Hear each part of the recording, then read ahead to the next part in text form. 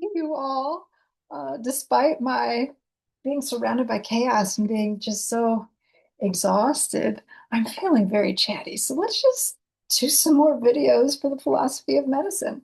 I'm going to file this video under causes. No, no, no, no, no. That's the other video I want to do. I'm going to file this one under values and policy because I often wonder about hospital policies. Uh, this can also go into this discussion that I've had before about prejudices in the phenomenology video, how they can seep into our evaluative processes, our judgment, how it is we come to the conclusions that we do and prescribe the treatments that we do and how we behave. In that last video, I talked about maybe being sodomized in the ER and how the doctor before said what turned out to be heinous gastroparesis causing my UC was just me smoking weed. Oh my gosh. What was the policy that came from that? Um, so so many things that I want to say about this. So let's analyze that part of the story. We'll jump around, talk about how it is I found out about the gastroparesis because the hospital policy there I'm really confused about.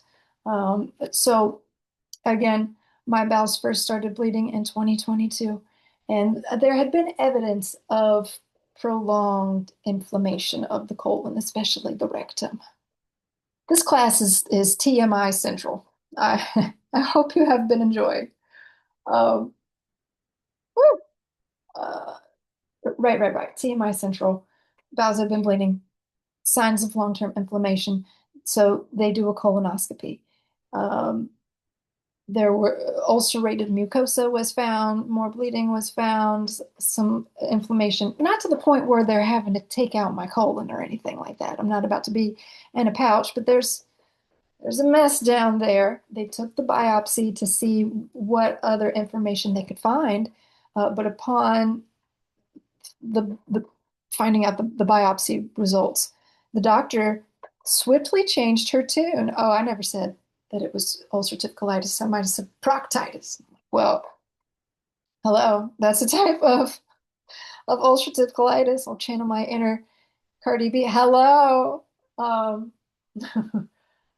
she was telling me that it couldn't have been UC because of the biomarkers that they were looking for that typically indicate ulcerative colitis were missing. Therefore, we're deducing from the labs. Can't be. Now, this has been an issue I've seen arise over the past 10 plus years, is that doctors are now being trained to deduce from the blood work. And even if their eyeballs are seeing ulcerated mucosa and blood and prolonged signs of inflammation, nope, the biopsy said we're good. Nothing's happening here. I wonder if it's a buffer for malpractice suits, because if you say it's something and then it turns out it's not that something, oh, the hospital's in trouble now. I don't know. But that's the hospital policy. And I push back. Of course, I bring my peer-reviewed research saying, well, 25% of UC cases don't present microscopically when they do macroscopically. And now come to find out, I know it's because it's UC unknown because it's the gastroparesis causing it and all the tism. Uh, so in the moment, she's going, well, and it's just because she smoked weed. I'm like, I know. Looking back on this story now and knowing that it's gastroparesis and saying to my past self, no, don't let yourself get gaslit. I know that you didn't, you're too angry for that, but so it had nothing to do with that. And honestly, I was telling her, Mama, I got no money. I haven't been smoking weed. I think it's because I haven't had that stress relief and nausea relief, pain relief, how much pain I'm in all times. Oh my God, you all, this gastroparesis UC nonsense is no joke. Um, it's helpful to maintain existence. And it's no surprise my bowels started bleeding when I couldn't afford it anymore. So anyways, I'm just asking, well, what could be causing this constipation then? If another cause, as she said, for the ulcerated mucosa in the blood is just this hardened stool pressing against the walls of my bowels, pressing against the walls of my bowels. I'm like, well, okay, okay. Let's say it's not ulcerative colitis in any of its forms or the proctitis. What is causing my body to do that? Because not everybody's body does that. And not everybody that's smoking weed, their body's not doing that. What, why? Why? She's like, it's you're smoking weed. Go get a second opinion. I'm like, well, great. Good luck getting a GI appointment after all that, and to have her notes that they would have to reference. Oh no, I'm going to have to wait until I have a bigger presentation, go into the ER, get my foot in the door elsewhere. And that's exactly what happened. The rest of that story in the previous video. Um, for now, we have fast forward a bit, and I'm put on some mesalamine. The enemas gave me an allergic reaction, but I've been taking the pills, and they, for the most part, have helped with the bleeding, and with stress management and diet regulation and making sure I get exercise and socialize enough. All of those things. Try to be well rounded. It helps. It helps. That in some way. So this summer, things went haywire. I'm in this legal battle with the landlord that has been going on for a year and a half at this point. I complained last summer about the AC unit that is a 3 times certified fire hazard, and that's what they just replaced just now. That's why everything's a bit of a mess right now. Uh, they yeah, it would get to be 115 degrees up in here, and I'm like, I'm sick. I've got these steroid enemas that I need to be kept at a certain temperature. The heat sets off my stomach issues. I can't run that thing. It's a fire hazard. Plus, come to find out, it was made in 1978, and it produced 571 kilowatts an hour, whenever an energy efficient one will produce 1 to 2 or 4 kilowatts an hour. It was running up an almost $400 electric bill. You try to turn the system off, it would still run. You turn the heat on, the air is still running. I had to shut the breakers off completely for that thing to stop running. Um, so I complained to higher authorities, and surprise, surprise, things actually had to be done around here because I'm thinking everybody's in cahoots. But the way that I complained, I just, CC'd a whole bunch of people. So folks didn't know who had seen whom or what have you. And so the inspectors came in and did their jobs. Now they're upset. And they tried to punish me by placing my neighbor's gas bill onto my rent portal. But the thing is, I didn't use that unit, that HVAC unit. The whole thing's tied together, the heat and the and the air. There's this whole fire hazard. I'm like, mm-mm. The only thing that runs on gas is that heater. I'm going to use little space heaters. I don't care what the lease says. I'm not going to freeze to death, and be put out on the streets by a high utility bill. Um, did a great job. I think my highest bill was $150, but then they tried to tack on $500 to of a gas bill. It was the neighbor's bill. I had South Jersey Gas come out and confirm twice that I was correct. They had the wrong bill, and I kept saying, because I had to be careful about how I complained, because I couldn't say, well, I didn't use your heater, because then they could get me on using outside appliances that could blow a fuse. And I'm like, well, why are you admitting that the wiring is so bad that bringing in an energy efficient appliance would blow a fuse? Anyways, I'm saying, where's the bill? I'll pay whatever I owe. Just show the bill of $0.00. Um, and instead of showing me the bill and then just transferring the $500 to the neighbor who apparently owed it, ostensibly owed it, I don't know. They could be making these numbers up. Um, They filed an eviction against me, lied on the court documents, said I didn't pay April's rent when I did, lied to the credit reporting agencies, all because I refused to pay this neighbor's gas bill. I'm like, on earth? I'm not going to go into the details of that because it's a long story. And it's wild. I do want to I want to tell you that I'm really holding back right now the details of this story because it's insane. All the local corruption and it builds and all I uncovered, and it's a common practice for them to be doing this to people what they did to me. It's it's juicy, but I have to show restraint in this moment and stay on task. Task? What are we talking about? Oh yeah. So they I was going to buy a portable air unit just as I used the electric heaters in the winter. I'm like, well, screw it. I'm not going to sit here and die. If they want to take me to court after everything I have evidenced, go ahead. But they filed that false eviction complaint at a terrible. I have one more class to take for my writing studies master's, and they they crashed my credit. I wasn't able to get the loan that I needed for the one last class and to help with a few bills. The bills just kept piling up, unpaid.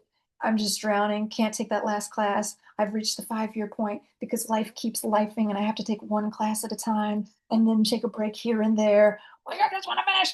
So now I'm having to fill out extenuating circumstance paperwork. And I don't even know when I could finish this by because this situation is changing day by day. Anyways, so my summer just caved in.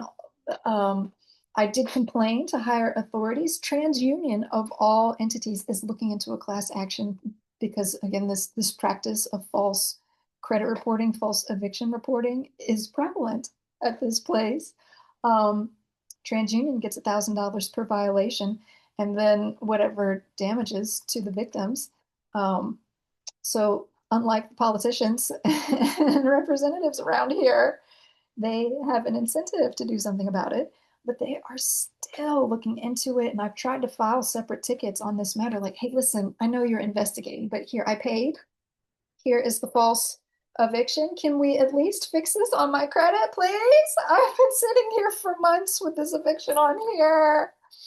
Ah, it got hot. It got stressful. Of course, this is going to upset my stomach issues. And I came in from band practice. It was 110 degrees in this apartment. I was, and I had a stomach attack, a bad one. I had not had a stomach attack in years, and I'm just in excruciating pain. Don't touch me. I'll start retching, this retching from hell. Oh my gosh, you've never heard such retching. Um, and I'll get dehydrated, have diarrhea, flopping around on the bathroom floor, screaming. Um, and I should, in those moments, go to the hospital. Now, what I need is our fluids, and honestly, just an Ativan, just to calm me down.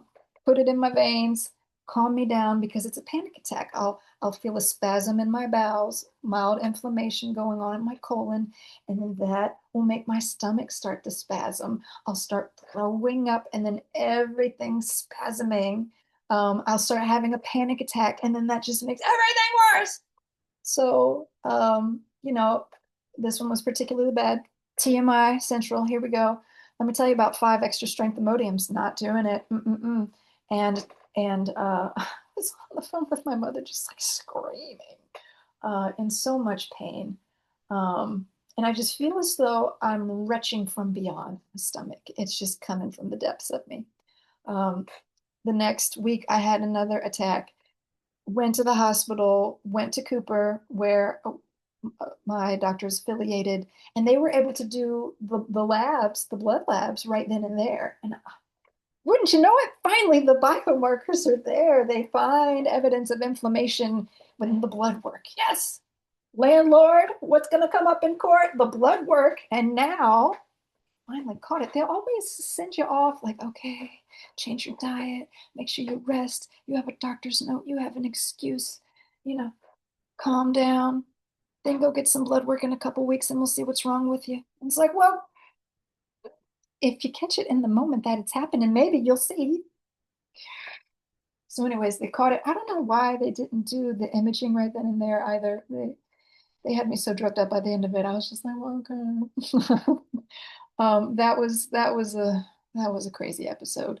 Um, but then I'm set up for the imaging. And uh, I drank the contrast. I got there early. You want to make sure that you give yourself at least 45 minutes finishing the contrast before your test so that it can leak into your intestines. Um, so I'm drinking it and I still felt not kind of, I felt really full almost an hour after finishing drinking and felt real sloshy around in there. I've been on the ground. Like it was really bad. I dropped down to 95 pounds. Couldn't eat anything. It's been a disaster. Um, and I could tell that something was wrong by the way the tech goes, well, I hope everything gets better for you. Typically, it's weeks afterwards, everything's calmed down, and then I'm just like, it's probably stress. Like, yeah, it's just probably stress. But the way that the tech said, oh, finally, they're catching things. Yes. Get the results of the imaging back in the patient portal, and the radiologist has some remarks to say. Now, I am not sure of the hospital policy, and that's why I'm putting it under the policy, values and policy section of this Canvas course. Um, because radiologists are not equipped to give explanations or provide a diagnosis. You have at your evidence, Mr. Radiologist, my medication, my complaints, and then the images before you. My father is a CT tech, not a radiologist, but he's been doing this for so long. He knows what's supposed to happen. He's like, yeah, they're not supposed to give so many comments. They're just supposed to say concurrent with symptoms if they see something abnormal. Keep that in mind. So first thing right off the bat, distension in the stomach. Enough there, it was quite distended, and I'm thinking, well, that makes a lot of sense. I felt really full. I felt like I had not digested that contrast.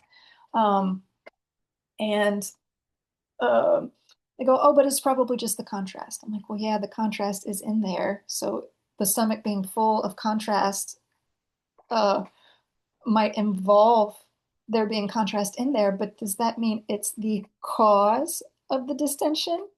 Because why is the contrast still in there? Someone did not take their logic basics seriously. Hello.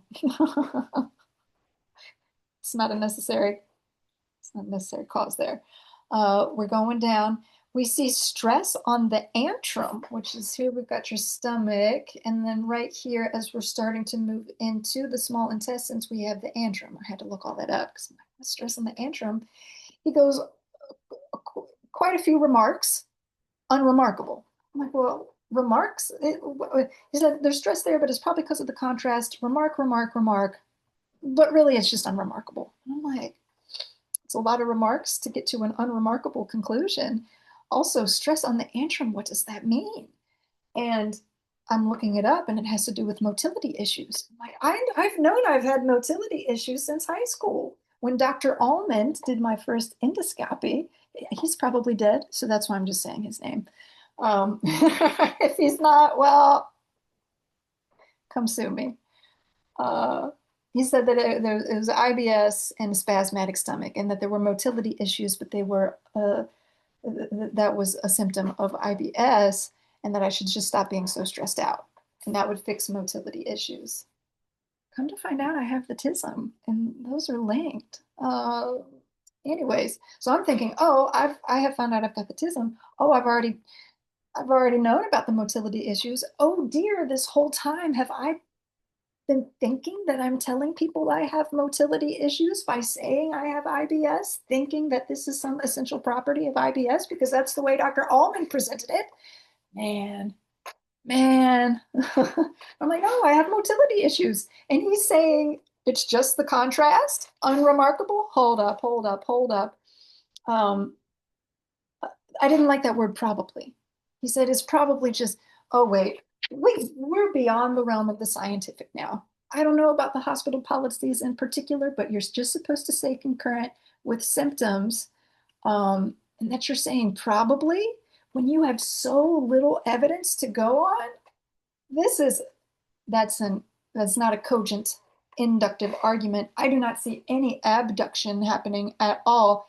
This is just prejudice. What is it? What is it? Let's keep going down the scan. There, we couldn't see much inflammation on uh, the colon, but I'm thinking the contrast hadn't even gotten there yet. And I know when the contrast has reached my lower colon, it did not reach the lower colon for 8 hours. Um, oh, now they have the intravenous contrast, so I'm sure they, maybe they didn't see inflammation there, but I'm like, well, why have two different kinds of contrasts if one contrast, the one that you ingest, doesn't illuminate something else that the intravenous, how do we know? How do we know that there's no inflammation there? We can't see it. And why aren't we stopping to question why the contrast hasn't gotten to the colon yet, to the, or at least to the large, or at least to the part, the lower, close to the rectum and right around in there. I forget the terminology for it, but that's where we want to look. Um, gosh. So then we go further still. And you all, if I did not do a video last year going through the history of the term hysteria, this man sees an egg in the fallopian tube, a perfectly healthy egg, right on time. They asked me about when the last time I had my period, and it was about 2 to 2.5 weeks prior. Probably should not have said 2 days after the peak of the full moon, but they asked me for a different objective measure, and I gave them a 2 to 2.5 weeks. No chance you're pregnant? No, no, we're good there. Um, okay. This doctor went on and on, insinuating that my symptoms were caused by an ectopic pregnancy. That man saw my mental health medication, saw the symptoms, and just thought I was being hysterical, literally pointing to my uterus. Oh my God. So, of course, I'm looking it up. It's gastroparesis. The retching that I experience, it's both gastroparesis and UC informed vomiting. Now I have to take the nuclear medicine test, the gastric emptying test. But let me tell you what's happening is I don't know how to pronounce it. It's a Bezor or a Bazor when undigested food gets stuck in the antrum and kind of in that, is it the duodenum? I forget, where we're moving into the small intestines there. It gets blocked up. And so the stomach is just trying to get rid of it. Now it makes so much sense why carrots have often been involved. And he's like, why am I throwing up carrots? I had 16 hours ago or something like that, you know?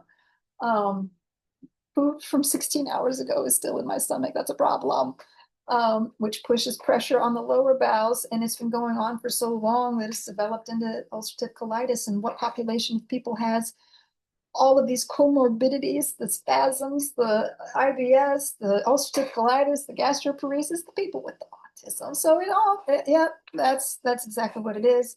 I've been following the gastroparesis diet, which has been mostly liquid. It's gotten so bad, y'all. I cannot wait to eat that radioactive egg and get myself on some disability so that all I need to worry about is being a professor and I don't have to have 5 jobs that perpetuate all these illnesses. But I'm looking back at at all, number one, I'm looking back at all the times it was, oh, you were drinking last night, that's what it is. Oh, you smoke weed. Oh, you're just too stressed out. Oh, you have angry outbursts. Oh, this, that, and the other. It was gastroparesis this whole time. People's prejudices get in the way, and they could still follow all the policies, use all the correct buzzwords, manipulate the medical values that are appropriate and reasonable to manipulate, and then come to the wrong conclusion, give you bad care, and control you, abuse you. That's not right. Now, back to my second point with that, what I'm thinking is, yo, my GI, I assume, was super busy. Um, I mean, they just, you have so little time to spend with your patients, and they just keep piling them on, and everyone's got their own unique insurance nightmare to deal with. I'm not judging. She saw unremarkable at the bottom of the page of the radiologist and wrote unremarkable. And I was like, whoa, whoa, whoa, what's going on? Mm-mm-mm. No, no, no. Now all of a sudden, the radiologist comments have been deleted, and the GI has her own notes, and they're cleaned up. Now we're talking about ovums and this, that, and the other. Um, there's a cover up. Um, and I'm just like, hey, I would really like to explore the gastric emptying test. The way that I'm vomiting, X, Y, and Z, all this makes sense. Now, I didn't bring in the peer-reviewed research. I wasn't coming down as authoritative. I wasn't coming with the heat, with the pepper that I usually do, that I did for the last gastro, because I saw what happened. She's going to write you off and say that it's weed and make you get a second opinion. No. Um, so I had to, she wasn't getting anywhere with me, wasn't responding. So I asked for a refill of enemas a few times, and in the medication request part of the portal, because more people than just the doctor see that message. So through that, and by being like, poor me, I can't digest food. And it was true. I'm like, all of the food that I try to eat, it's coming back completely undigested. I'm having this symptom. And I had to go down there and ask for I had to ask for the images. They gave me them on a CD. I think they're here, right here. Yes. Here are my images. Now, how I'm going to view this and download it, um, I don't know. I'll probably have to go to the library. Um, but that put a fire under someone's butt, and now we've finally ordered the gastric emptying test. Um, but what are the policies? What are the policies here? Does the GI read unremarkable and just go with that conclusion so that they are a united front and can cover over any mistakes? This is a cover up. I saw it click, click, click, click in real time, except I did not take a screenshot of the original radiologist comments. I should have. I should have. I was just so blown away. Oh, I got low battery. I've been yapping. Um, but anyway, so what policies are we making in the hospital to make it so impossible for patients to advocate for themselves? The only patient advocacy that the hospital offers is a hotline. I'm like, well, okay, I call you, but what sort of consequences will I have down the line? What sort of bad care dressed up in good care am I going to receive before I get kicked out the door? You know what I mean? Um, so I don't know how this would be possible, but in America, I think there should be some sort of third-party patient advocacy system. Hospital policies should be built first and foremost on transparency, not on deducing from the blood work so that we don't give a diagnosis that could then lead to a medical malpractice, or to have a system where the GI just agrees with whatever the radiologist says so that we don't end up with a medical malpractice suit. Oh my God, like, why would you? And so I'm sitting here suffering. I had to go on Facebook with the SOS, like, these insures are so expensive and I'm about to die.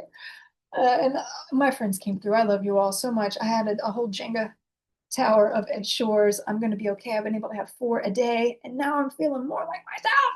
I'm feeling all right, like I'm going to make it. Um, but why did it take all of that for me to get the test that I need, that I know that I need, so that I can get on the medication that I need? I'll still have to be on a heinously restricted diet because it's bad now, y'all. It's bad. But maybe I can eat more than solid food than just potato bread and pickles and mandarin oranges, something a little filling. Um, so anyways, what are the hospital policies that allow this to happen? Do patients have any input into those policies. No, there's no town hall for this. Um, I'm sure the insurance companies have something to do with this as well. I don't know. I don't know. Money, money, money. And the system is so pressurized that even if doctors wanted to give good care, it's nearly impossible. So if I were writing a paper right now, I would look into hospital policies concerning patient advocacy and transparency. Um, and I also want to advocate for everyone to make sure you have a GP who can receive the results immediately, who can advocate for you and maybe push back. I'm in this situation where it was difficult having a GP on Medicaid to begin with, and then I missed the Medicaid cut off by $50. And after 2 months of medication, well, I'm beneath that threshold anyways. And it's just, I can't afford one. It's absurd. I go, anyways, hospital policy values how they're put into practice in such a way that actually obscure the truth, put patients in their lives in jeopardy, um, all to cover up some sexist man who saw an egg and his actions, his terrible actions. This is why we need philosophy of medicine. This is why we need the history of the term hysteria. Ah! Okay, I've gotten it all out of me today. Hopefully next time you see me, I'll be a little more put together, as will my apartment. Um, have a great